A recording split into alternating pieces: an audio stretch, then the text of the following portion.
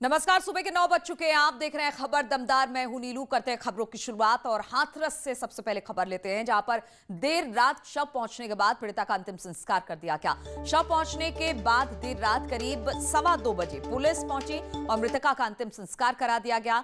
खबर यह भी आ रही है कि परिजनों ने पुलिस का विरोध किया, लेकिन बावजूद इसके हाथरस पुलिस ने उनकी एक न सुनी और देर रात बिना किसी रीति रिवाज के अंतिम संस्कार इस पीड़िता का कर दिया। परिजनों का आरोप है कि परिवार को पीड़िता का चेहरा तक देखने नहीं दिया गया। तस्वीरें हम आपको दो दिखा रहे हैं। तस्वीरें आप देख सकते हैं, थाना चंदपा क्षेत्र के गांव बुलगढ़ी का है। बता दें कि पहले इस मामले में गैंगरेप के बाद हत्या का आरोप लगा था, लेकिन मेडिकल रिपोर्ट यानी पोस्टमार्टम रिपोर्ट आने के बाद गैंगरेप या रेप की पुष्टि इसमें नहीं हुई थी। हालांकि लड़की को मारने की कोशिश हुई थी, जिससे उसकी हालत बिगड़ी और फिर उसे दिल्ली के सफदरजंग अस्पताल लाया गया, जहां पर कल उसकी मौत हो गई। और इसके बाद काफी हो हंगामा मचा। देर रात शव को लेकर गांव पहुंची पुलिस के साथ परिजन और ग्रामीणों की झड़प भी हुई। तस्वीरें हम आपको दिखा रहे हैं। देर रात लड़की का शव लेकर जब पुलिस वहां पर पहुंची है तो परिवार वालों ने शव को लेने की कोशिश की, मांगने की कोशिश की कि वो उसका अंतिम संस्कार करेंगे, लेकिन पुलिस ने शव को नहीं सौंपा और फिर पुलिस ने इस पीड़िता का अंतिम संस्कार कर दिया।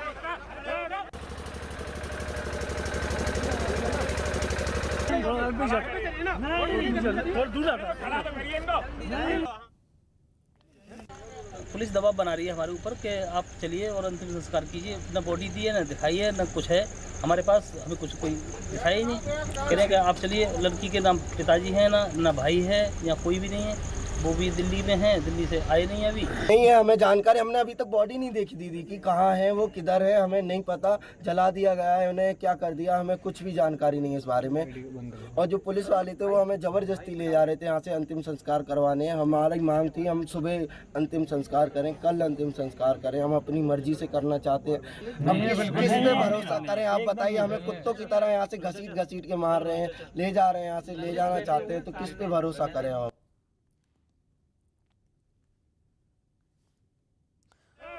तो पुलिस ने अंतिम संस्कार कर दिया और परिजनों की बात हम आपको सुना रहे थे, ग्रामीणों की बात हम आपको सुना रहे थे कि किस तरह से पुलिस पीड़िता के शव लेकर जब गांव पहुंची है तो परिवारजनों ने शव लेने की मांग की कि उनको शव को सौंपा जाए, लेकिन पुलिस ने शव को नहीं सौंपा। इसके बाद उनकी ग्रामीणों से झड़प भी हुई है। तस्वीरें हम आपको दिखा रही है। भारी संख्या में पुलिस बल वहां पर तैनात थी और फिर देर रात इस लड़की का पुलिस वालों ने अंतिम संस्कार कर दिया। लगातार परिजन यही कह रहे हैं कि शव को उन्हें नहीं सौंपा गया, अपने हिसाब से वो अंतिम संस्कार करते, तमाम जो क्रियाक्रम होता है वो करते, लेकिन पुलिस ने उनको शव नहीं सौंपा। इस दौरान अब इस पूरे मामले पर कहीं ना कहीं राजनीति भी तेज हो गई है, लेकिन ये कल रात की बात है जब पीड़िता की मौत कल सुबह जब सफदरजंग में हुई। उसके बाद पीड़िता का शव लेकर पुलिस देर रात पहुंची है। वहां पर बातचीत करने के लिए सुमित इस वक्त हमारे साथ जुड़ गए हैं। सुमित, कल रात जो कुछ हुआ, शव लेकर पुलिस वहां पर पहुंची, परिवारजन मांग रहे थे कि शव को उन्हें सौंप दिया जाए, लेकिन शव को नहीं सौंपा गया है और फिर अंतिम संस्कार लड़की का कर दिया गया पुलिस वालों की तरफ से। आप किस तरह का माहौल है? क्या जो लड़की के परिवार वाले हैं या गांव वाले इस पे क्या कुछ कह रहे हैं?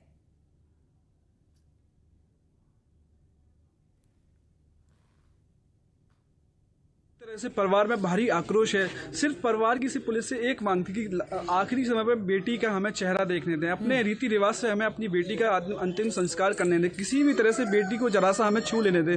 लेकिन पुलिस ने पीड़ित परिवार की एक ना सुनी। रात को पीड़ित परिवार के साथ पुलिस की काफ़ी देर झड़प हुई है और पुलिस ने अपनी चलाते हुए पीड़िता का अंतिम संस्कार कर दिया गया है।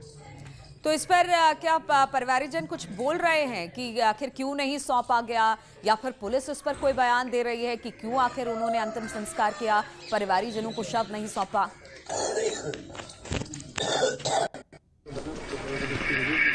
देखिए, पुलिस का कोई भी बयान अभी सामने नहीं आया है। सिर्फ परिवार पूरे मामले में है। परिवारजनों का कहना है कि पुलिस पूरी तरह से अपनी तानाशाही कर रही है। पुलिस ने हमारी एक ना सुनी। दिल्ली से लेकर हाथरस तक पूरी तरह से हमको गुमराह किया गया है। पुलिस हमें कोई संतोषजनक जवाब नहीं दे रही है। जब शव रात को देर रात 1 बजे गांव में पहुंचा था तो पुलिस एम्बुलेंस से सीधे सबको दाह संस्कार पर लेकर पहुंच गई और बिना किसी परिवारजन के मौजूदगी के शव का अंतिम संस्कार कर दिया गया। इसको लेकर गाँव में भारी आक्रोश था। देर रात पुलिस के साथ काफ़ी देर झड़प हुई है और पुलिस ने इस कई पूरे मामले में पीड़ित परिवार को कोई भी संतुष्टि नहीं दी है। तो क्या अभी भी सुमित परिवारजन गुस्से में है, क्योंकि कल रात उन्होंने पुलिस से शव लेने की कोशिश की थी, तब उनकी झड़प भी पुलिस वालों से हुई थी, और क्या अब भी उनमें गुस्सा है? किसी तरह का कोई प्रदर्शन हो रहा है या अपनी बात को लेकर वो पुलिस से नाराजगी है उनकी?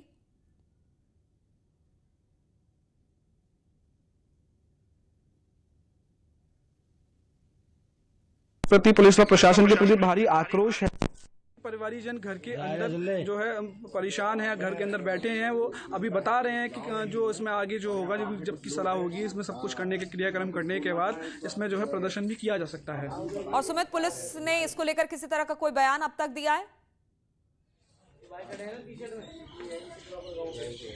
जी, अभी तक पुलिस ने इस पूरे मामले में कोई बयान जारी नहीं किया है। ये हाथरस की पुलिस है, हाथरस की महान पुलिस है, जिसने सिर्फ अपनी तरफ से खंडन देर रात जारी किया गया था कि हमने शांतिपूर्ण तरीके से पीड़िता के परिवार की मौजूदगी में उनकी सहमति से शव का ठीक है, नाराजगी बहुत ज्यादा है सुमित। जो परिवारजन है और जो ग्रामीण है उनके बीच में नाराजगी बहुत है। और किस तरह से विरोध प्रदर्शन हुआ कल जब देर रात पीड़ित का शव लेकर पुलिस वहां पहुंची है, आइए सुनते हैं।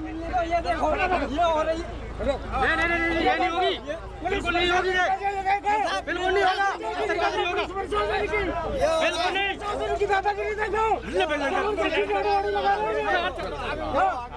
चला बेटा, चलो यार, चलो थोड़ा दूर आता कैमरा तो मोबाइल कितना पीछे ढूंढाते बनाऊंगा, किसी की गाली बैठी है, कोई नहीं है, ऐसे चलता है, ऐसे चलता है।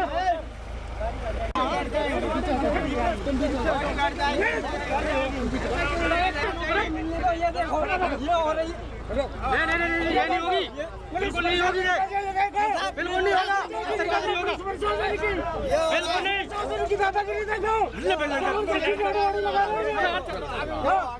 चला बेटा, हाँ चलो, चलो यार, चलो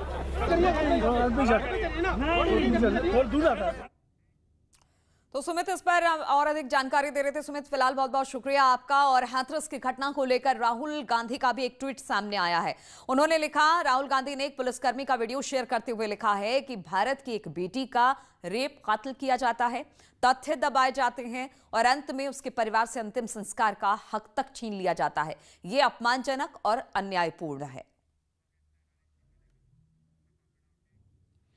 और हाथरस की घटना को लेकर हरदोई में समाजवादी पार्टी और कांग्रेस के कार्यकर्ताओं ने विरोध प्रदर्शन किया। इस दौरान समाजवादी पार्टी और कांग्रेस नेता सड़क पर उतरे और कैंडल मार्च निकाला और न्याय की गुहार लगाई।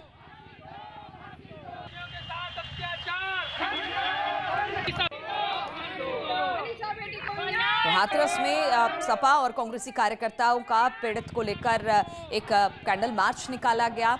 हम आपको बता दें, परिवार को फिलहाल तो योगी सरकार की तरफ से तमाम तरह के मुआवजे दे दिए गए हैं और जो भी कार्रवाई की बात हो रही है, लेकिन इस बीच राजनीति भी हो रही है और इसी राजनीति के तहत कल कैंडल मार्च निकाला गया सपा और कांग्रेस की तरफ से।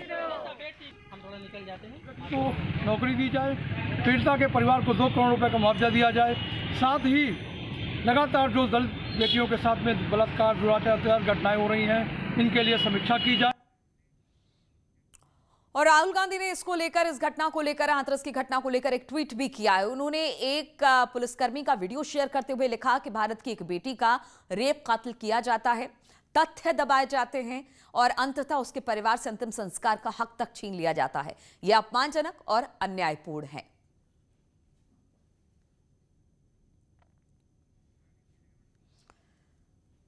तो लगातार विपक्षी पार्टी इस मामले को लेकर मुखर दिखाई दे रही है और अब राहुल गांधी ने भी इसको लेकर एक ट्वीट किया है। एक पुलिसकर्मी का वीडियो शेयर करते हुए उन्होंने लिखा कि ये अन्यायपूर्ण कार्रवाई है, अंतिम संस्कार का जो हक है वो भी छीन लिया गया। भारत में एक बेटी का रेप कत्ल किया जाता है, तथ्य दबाए जाते हैं और अंत में उसके परिवार से अंतिम संस्कार का हक तक छीन लिया जाता है।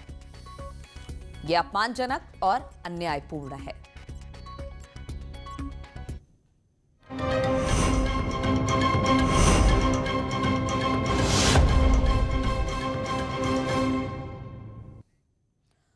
और अब बात बाबरी विध्वंस पर फैसले की। तो अयोध्या में विवादित ढांचा गिराए जाने के 28 साल बाद आज सबसे बड़ा फैसला आने वाला है। सीबीआई की विशेष अदालत आज फैसला सुनाएगी और इस मामले में कुल 49 आरोपी हैं, जिसमें से 17 की अब तक मौत हो चुकी है। आरोपियों में बीजेपी के वरिष्ठ नेता लालकृष्ण आडवाणी, उमा भारती और मुरली मनोहर जोशी शामिल हैं। सुप्रीम कोर्ट के निर्देशानुसार सीबीआई कोर्ट ने सुनवाई पूरी कर ली। 2 सितंबर से अपना फैसला लिखवाना शुरू कर दिया था। अब फैसला क्या होगा, ये सोचकर हर किसी की धड़कनें तेज हो गई हैं। तो 28 साल बाद ये फैसला आना है। सबकी निगाहें इस फैसले पर जमी हुई है। हम आपको बता दें कि इस मामले में कुल 49 आरोपी हैं, जिसमें अब तक 17 लोगों की मौत हो चुकी है जो आरोपी थे। इनमें अगर कुछ बड़े नामों की बात की जाए तो बीजेपी के वरिष्ठ नेता लालकृष्ण आडवाणी, उमा भारती, मुरली मनोहर जोशी शामिल हैं। सुप्रीम कोर्ट के निर्देशानुसार सीबीआई कोर्ट ने सुनवाई पूरी कर ली, फिर उसके बाद 2 सितंबर से अपना फैसला लिखवाना शुरू कर दिया और अब इस फैसले का अंतिम दिन यानी आज फैसला आना है। और बाबरी विध्वंस के आरोपी के लिए अयोध्या में हवन पूजन हो रहा है। तपस्वी जी की छावनी में संतों ने हवन किया। आरोपियों को बाइज्जत बरी कराने के लिए यह हवन पूजन किया जा रहा है। बाबरी विध्वंस मामले में 32 अभियुक्तों पर फैसले से पहले ये पूजा पाठ का जो दौर है वो शुरू हो चुका है।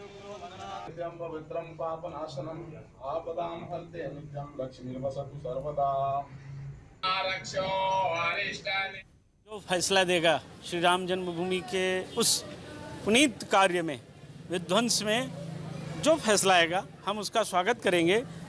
यदि हम बरी होते हैं, मुक्त होते हैं, तो अयोध्या वापस आकर फिर दर्शन करेंगे, पूजन करेंगे। नहीं बरी होते हैं तो फिर एक संकल्प और भी हो जाएगा मन में। आरोपियों की जो सुनवाई है उसको लेकर के मैं जगत गुरु परमहंस आचार्य पीठ श्री तपस्वी जी की छावनी रामघाट अयोध्या में हिंदू राष्ट्र हिंदू विजय महायज्ञ का आयोजन रखा गया कि जो बाबरी विध्वंस के आरोपी हैं वो ससम्मान बाइज्जत उनको बरी किया जाए। और रामविलास दास वेदांती का दावा है कि सभी कार सेवकों के मन में मंदिर निर्माण करने की इच्छा थी और इस स्थान पर कोई मस्जिद नहीं थी। वहीं बाबरी मस्जिद में पक्षकार रहे हाजी महबूब का कहना है कि जिन लोगों ने मस्जिद को शहीद किया उन्हें सजा मिले। फांसी होती है उस मंदिर के खंडहर को तोड़वाने में तो और भी बड़ा सौभाग्य होगा, इसलिए हमको इसका कोई डर नहीं है। हमको तो प्रसन्नता हो रही है। सबूत के बिना पर जितने भी सबूत हैं वो आडवाणी के खिलाफ हैं और आडवाणी जितने ही मुल्जिमान हैं उनके खिलाफ हैं, इसलिए सज़ा उनको मिलनी चाहिए। बस इससे ज़्यादा मैं नहीं कहूँगा। और अयोध्या पर जिस तरह से बड़ा फैसला आने वाला है बाबरी विध्वंस मामले पर, केबी शुक्ला अयोध्या से हमारे साथ जुड़ गए हैं। केबी, अगर इस पूरे प्रकरण की बात की जाए, 28 साल ये लंबा केस चला, अब इस पर फैसले की घड़ी है। किस तरह से लोग इसको देख रहे हैं, साधु संत इसको कैसे देख रहे हैं और साधु समाज इसको किस तरह से देख रहा है?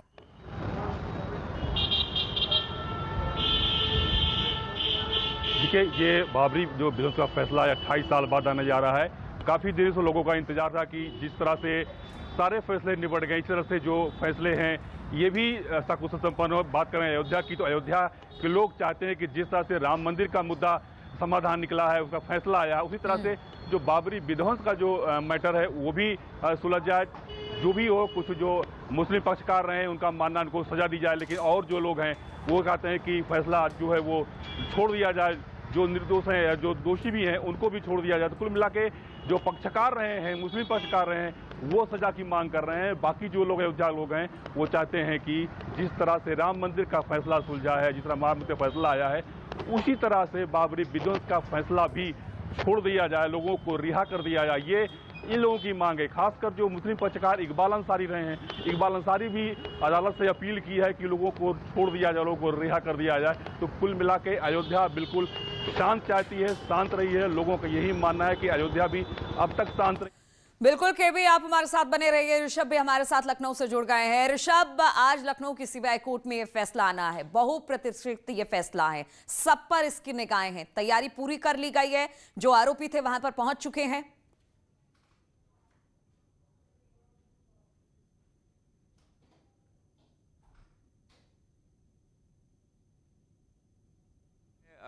25-26 आरोपी आ चुके हैं, जो अभी हमें सूत्रों से जानकारी मिल रही है। उसके मुताबिक लालकृष्ण आडवाणी, मुरली मनोहर जोशी, उमा भारती, महंत नृत्य गोपाल दास, कल्याण सिंह और गांधी यादव, इन सब के आने की संभावना बहुत कम मानी जा रही। 11 बजे से कोर्ट की प्रोसीडिंग शुरू होगी, ऐसा माना जा रहा है। जो आरोपी आज नहीं आ रहे हैं उनके वकीलों की ओर से हाजिर माफ़ी अर्जी ज़रूर कोर्ट में दाखिल की जाएगी, वो प्रोसेस है। अगर कोर्ट वो हाजिर माफ़ी अर्जी स्वीकार कर लेती है तो वो आने से बच सकेंगे। चूँकि बीते दिनों जब इनके CRPC 313 के तहत बयान हो रहे थे कोरोना को देखते हुए, वो बयान भी वीडियो कॉन्फ्रेंसिंग के ज़रिए हुए थे, तो वीडियो कॉन्फ्रेंसिंग का एक ऑप्शन खुला हुआ है। तो ऐसा माना जा रहा है कि अगर ये 6 आरोपी आज नहीं पेश होते हैं तो वीडियो कॉन्फ्रेंसिंग के जरिए भी ये इसमें शामिल हो सकते हैं। चूंकि इस वक्त पैंडेमिक एक्ट लगा हुआ है, कोरोना महामारी को देखते हुए कोर्ट ऐसा फैसला ले सकती है। अब बात कर लेता हूं यहां पर सिक्योरिटी के। आप देख सकते हैं ये पुराना हाई कोर्ट परिसर है लखनऊ का, इसी के अंदर CBI विशेष कोर्ट अयोध्या प्रकरण है, जिसके जज SK यादव आज इस फैसला सुनाएंगे 28 साल बाद इस मामले में। कोर्ट के चारों तरफ सुरक्षा की पुख्ता व्यवस्था की गई है। यहाँ पर 8 कंपनी PSC सिर्फ लखनऊ के लिए दी गई है, 2 एडिशनल SP, 13 डिप्टी SP, ये सब सिक्योरिटी के लिए दिए गए हैं। एक तरफ से इसी तरफ से आरोपी तो कहा जा रहा है तैयारी पूरी हो चुकी है, कोर्ट की सुनवाई 11 बजे से शुरू होगी और CM योगी आज प्रदेश के 6 जिलों में कोविड अस्पतालों का शुभारंभ करेंगे। कोविड के मामलों को देखते हुए अस्पताल में बेड की सुविधा बढ़ाने के लिए L2 लेवल के अस्पतालों का शुभारंभ किया जाएगा। CM योगी सुबह 10 बजे CM आवास पर वीडियो कॉन्फ्रेंसिंग के जरिए इन अस्पतालों का शुभारंभ करेंगे।